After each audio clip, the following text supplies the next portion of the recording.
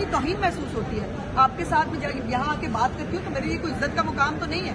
میرے لیے ایک توہین ہے, ایک تکلیف ہے کہ بار بار مجھے لوگوں کو یاد کرانا پڑتا ہے کہ جی میرا ایک فیک ویڈیو کا کیس آیا تھا. میرے لیے بھی بڑا آسان ہے, میں گھر بیٹھ جاؤں, 2 لوگ 2-4 دن میں شاید بھول جائیں, لیکن نہیں, میں انہی عورتوں کے لیے لڑ رہی ہوں کہ یہ رولز ریگولیشنز بن جائیں.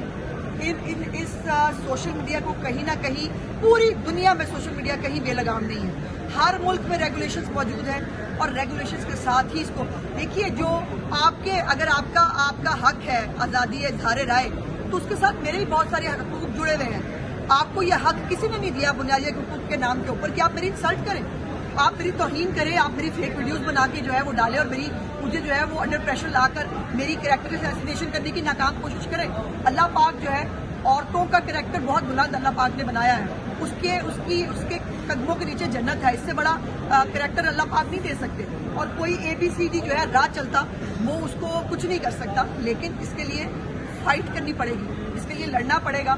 اور میں اپنا کیس, جیسے میں نے کہا کہ میرے لیے بڑا آسان ہے کہ میں اس کو, اب تو بہت مہینے ہو گئے, 2-2.5 مہینے, کہ شاید میں اگر نہ آؤں تو یہ کیس دب بھی جائے. لیکن یہ میری لڑائی ہے ان عورتوں کے لیے جن کے ساتھ یہ ہوتا ہے اور وہ یہاں آ کر 2.5 مہینے 3 مہینے رکتے نہیں ہیں. میں رلنے کے لیے تیار ہوں. میڈم, آپ ججز سے انصاف لینے کے لیے آ رہی ہیں, اب ججز کو سڑکوں کے اوپر اس قسم کی باتیں سننی پڑی ہے, وہ انصاف لینے کے لیے کہاں جائیں گے؟ اب چیف جسٹس کو جس قسم کی باتیں سننی پڑی ہیں ان سے تو اب انصاف لینے آئی ہیں, وہ انصاف لینے کے لیے کہاں جائیں گے؟ دیکھیے بات یہ ہے, یہی تو بات ہے کہ سوشل میڈیا کے اوپر کوئی بھی سلامت نہیں ہے. جو بھی کسی ایک اسپیسیفک فتنہ پارٹی کے ایجنڈے کے خلاف چلے گا یا اس کی جو ہے وہ اس کے مرضی کے خلاف بات کرے گا, اس کو بلی ہوگا. وہ بلی ہوگا, وہ وکیل ہو, وہ جج ہو, وہ کرکٹر ہو, وہ فنکار ہو, وہ سیاستدان ہو. اس کو ان کے پاس سب سے بڑا ویپن ہے بلی کرنا. ہم سب کو ایز اے نیشن ان کے خلاف کھڑا ہونا ہوگا کہ بلی ہونے سے نہ ہم ڈرتے ہیں, نہ ہم گھبراتے ہیں اور نہ ہم پیچھے ہٹیں گے.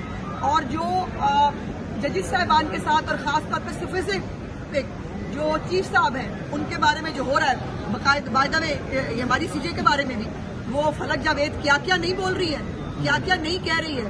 اور ایک تو جرم کرتے ہیں, اوپر سے ڈٹائی کا عالم یہ ہے کہ آپ پوچھ کیوں رہی ہیں, آپ دیکھ کیوں رہی ہیں, آپ بلی کیوں نہیں ہوتی, آپ یہ کیس بھول جائیں. ان کا نیریٹو یہ ہے جو انشاءاللہ تعالیٰ میں تو بھولنے نہیں دوں گی. اور انشاءاللہ مجھے امید ہے کہ چیف صاحبہ بھی ایک خاتون ہے اور وہ تمام خواتین کی لڑائی لڑ رہی ہیں. اس میں کوئی امٹیریل ہے کہ میں کون ہوں, امٹیریل ہے کہ یہ عظمیٰ بخاری کا کیس ہے. یہ تمام ان عورتوں کا کیس ہے جو سوشل میڈیا پہ بلیک میل ہوتی ہیں, جو بلی ہوتی ہیں. اور جو یہ سب سے آسان کام پتہ کیا ہے سوسائٹی کے اندر, آپ نے کسی عورت کا منہ بند کرانا نا, اس کی کریکٹر اسیسینیشن کرو تاکہ وہ منہ بند کر لیں. تو میں تو ان عورتوں میں سے نہیں ہوں, اور تمام ان عورتوں کی لڑائی میں لڑ رہی ہوں جو بلی ہو کے شاید ڈر جاتی ہے. اور عورتوں کے خلاف لڑ رہی ہے.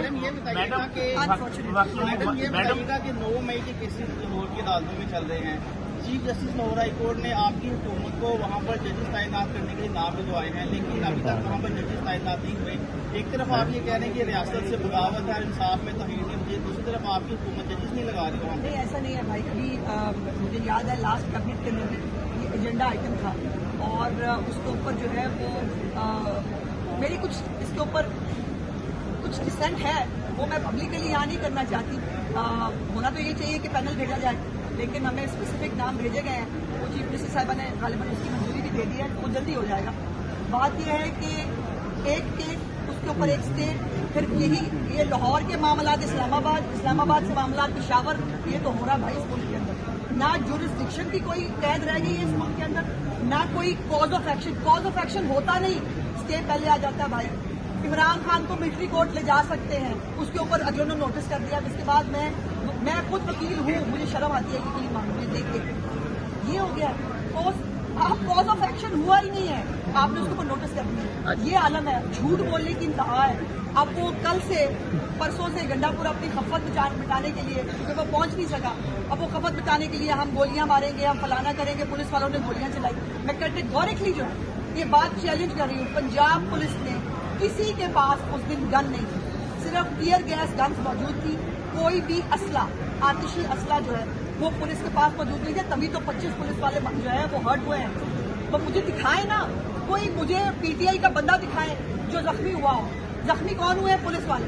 25 पुलिस वालों को जो है मार मार के धुआं कर दिया, सिर फाड़ दिया लोगों के।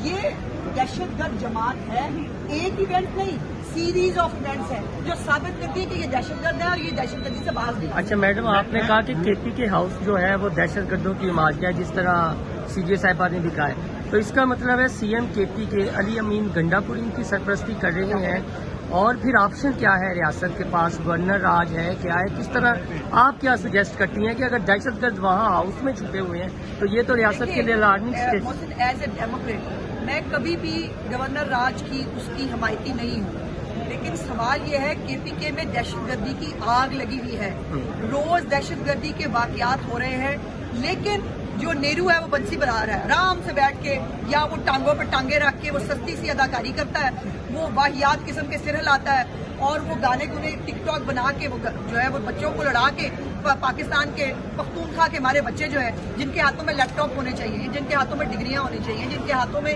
जिनको बाइक्स मिलनी चाहिए, जिनके वजीफे होने चाहिए, उन सबको जो है आपने पेट्रोल पंप पे और पुलिस के साथ लड़ने पर लगा दिया, और फिर आप इसको जंग बना रहे हैं। खैबर पख्तूनख्वा वर्सेस पंजाब, नो, ये नहीं हो सकता। आप एक सूबे का वजीर आला होकर दूसरे सूबे पर लश्कर कशी करने आ रहे हैं, आप फेडरेशन को नुकसान पहुंचा रहे हैं।